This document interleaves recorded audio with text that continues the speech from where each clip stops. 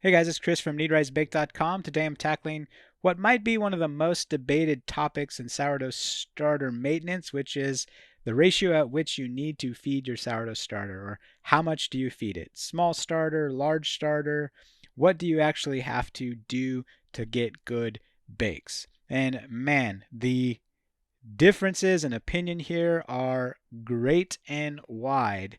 But we went ahead and wanted to do a side-by-side comparison for what we think will show just how crazy we don't have to be about maintaining our sourdough starter. So we went ahead on the right-hand side. You can see a 1-to-1-to-1 ratio, and that's the most commonly recommended that we see that is out there. And the most common amount for a 1-to-1-to-1 that we see is 100 grams starter, 100 grams flour, 100 grams water. And we contrasted that with a 2-to-1-to-1. So we cut the feed in half, 2-to-1-to-1, 100 grams starter with 50 grams flour, 50 grams water. And man, there would be people out there that would tell you, don't you dare go below the 1-to-1-to-1. At the very least, hit 1-to-1-to-1. Go above if you want to have a good bake. But as you can see, the starters are rising at about the same rate and same pace. The right side's a little bigger, but that's because there's more in it to start with.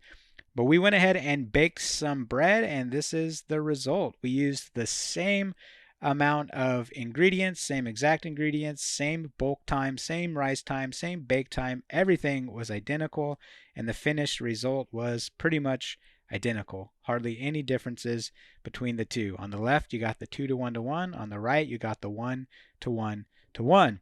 So, if you have been confused, if you've been concerned or worried or stressed about maintaining your sourdough starter and how much to feed it and the ratios, absolutely don't be.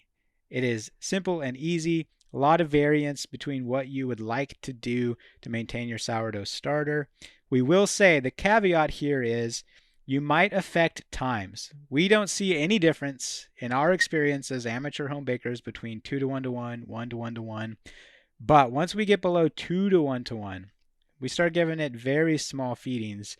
The bulk and the rise times are going to take much longer than you want them to take. If it's going to take normally 3 hours with the 1-to-1-to-1, if you go way below that, you're going to see 4, 5, 6 hour rise times if everything else stays the same. So that's really the biggest thing that you're going to look out for. You're not going to kill off or ruin your sourdough starter. You're just trying to keep your rise times consistent.